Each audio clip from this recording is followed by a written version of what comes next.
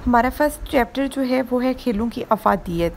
खेलों की अहमियत भी बोला जा सकता है इसको, खेलों के फ़वाइद भी इसको बोला जा सकता है, या इसको जो है वो ये भी कहा जा सकता है कि खेल हमारे लिए क्यों इम्पोर्टेंट हैं, या क्या खेल हमारे लिए अहमियत रखते हैं।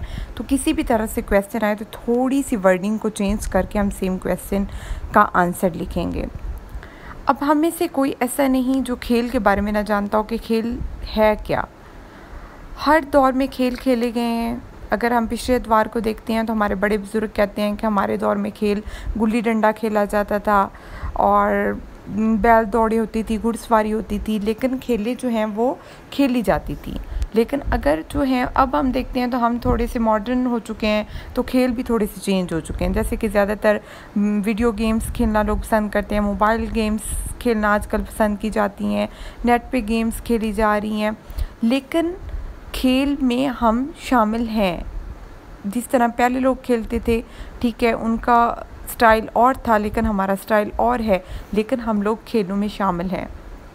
इसी तरह अगर नबी पाक सल्लल्लाहु अलैहि वसल्लम के दौर को देखते हैं तो उनके दौर में भी खेल खेले जाते थे। जैसे कि अगर हिस्ट्री हम देखते हैं तो पता चलता है कि आप सल्लल्लाहु अलैहि वसल्लम को स्विमिंग बहुत पसंद थी। आप सल्लल्लाहु अलैहि वसल्लम तैराकी फरमाते थे, तीर अंदाज़ी के मुकाबले होते थे, घुड़सवारी के मुकाबले हुआ करते थे।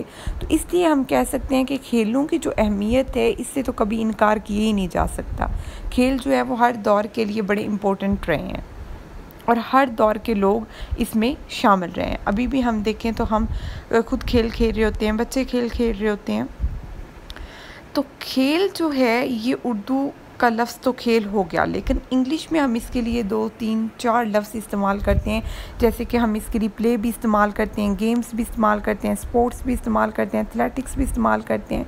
इनमें थोड़ा थोड़ा सा फ़र्क है, फ़र्क ज़रूर है, गेम्स और स्पोर्ट्स के अंदर भी फ़र्क है। लेकिन हमारी क्लास की नौइयत को देखते हुए हमें इसमें इतना ज़्यादा डिटेल में जाने की ज़रूरत नहीं। हम इसको सिंपल ये करेंगे कि खेल जो है वो उर्दू ज़बान में कहा जाता है, जबकि इंग्लिश ज़बान में इसके लिए 3 से 4 अल्फाज इस्तेमाल किए जाते हैं, जैसे कि प्ले, गेम, स्पोर्ट्स, एथलेटिक्स वगैरह।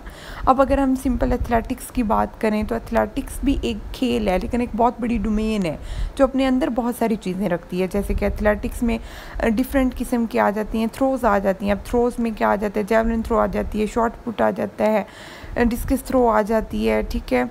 अब रेसेस आ जाती हैं, 100 मीटर रेस आ जाती है, 200 मीटर रेस आ जाती है, 800 मीटर रेस आ जाती हैं, 400 मीटर रेस आ जाती है। इसी तरह थ्रोज़ होगी, रेसेस होगी, ठीक है, जंप आ जाते हैं, लॉन्ग जंप, ट्रिपल जंप वगैरह। बहुत सारी चीज़ें एथलेटिक्स के अंदर भी आ जाती हैं, लेकिन ये सारा कुछ है क्या है, तो खेल ही। तो इसी तरह हम खेल जो है उर्दू ज़बान में लेंगे, लेकिन इसके लिए हम इंग्लिश में प्ले भी कह सकते हैं, गेम्स भी कह सकते हैं और इसको स्पोर्ट्स भी कह सकते हैं। हम 2 राइटर्स की जो हैं वो डेफिनेशंस को करेंगे। एक स्टीफन मिलर की करेंगे। स्टीफन मिलर कहते हैं कि खेल ऐसी सरगर्मी है जो काम के मुतज़ाद होती है, यानी जो चीज़ आप काम है, आप डेली बेसिस पे उसको कर रहे हो, आपका काम है, आप उसको खेल नहीं कह सकते। खेल वो होगा जो आप काम के मुतज़ाद करेंगे, जिससे आपको खुशी मिलेगी। एक आप मिस्टर गैथमिथ की कर लें कि खेल जिस्म और दिमाग की फितरी वर्जिश है, यानी जब हम खेल खेल रहे होते हैं तो सिर्फ जिस्म की ही वर्जिश नहीं हो रही होती, बल्कि हमारे दिमाग की भी वर्जिश हो रही होती है। यानी हम खेल जिस्म और दिमाग की हम आहंगी से खेल रहे होते हैं। तो 2 डेफिनेशंस हम करेंगे 2 राइटर्स के अकॉर्डिंग, स्टीफन मिलर और मिस्टर गैथमिथ की। एक कोटेशन कर लें इसमें इमाम गज़ाली की, कि इमाम गज़ाली क्या फरमाते हैं कि जब बच्चा स्कूल से पढ़ कर आए तो इसे खेल के मौके फ़राहम किए जाएँ, वरना इसका ज़हन कुंद हो जाएगा। इमाम गज़ाली ये कहते हैं कि जैसे अगर बच्चा स्कूल से पढ़ के आता है तो उसको खेल का भी टाइम दो, वरना उसका ज़हन जो है वो तंग नज़र हो जाएगा, वो उस तरह से उसकी मेंटल एबिलिटीज़ खुल नहीं पाएंगी। जैसे कि अगर देखें तो आजकल हमारे यहाँ क्या होता है, हम लोग सुबह उठते हैं तो बच्चों को स्कूल भेजते हैं, उनको भारी भरकम जो है वो बैग के साथ, किताबों के साथ उनको स्कूल भेज दिया जाता है। वहाँ पे पढ़ने के बाद जब घर आते हैं तो माएँ क्या करती हैं, उनको ट्यूशन्स भेज देती हैं, ठीक है। वहाँ पे फिर बच्चे पढ़ रहे हैं, वापस आते हैं तो खुद लेके बैठ जाती हैं कि बच्चों ने क्या पढ़ा क्या नहीं पढ़ा। लेकिन हम भूल जाते हैं कि बच्चों को स्टडी के साथ साथ उनकी मेंटल एबिलिटीज़ या उनकी मेंटल ग्रोथ के लिए खेल भी उतने ही इम्पोर्टेंट है। अगर हम उनको खेलने का मौका नहीं देंगे तो उनका फ़हम खुल ही नहीं पाएगा।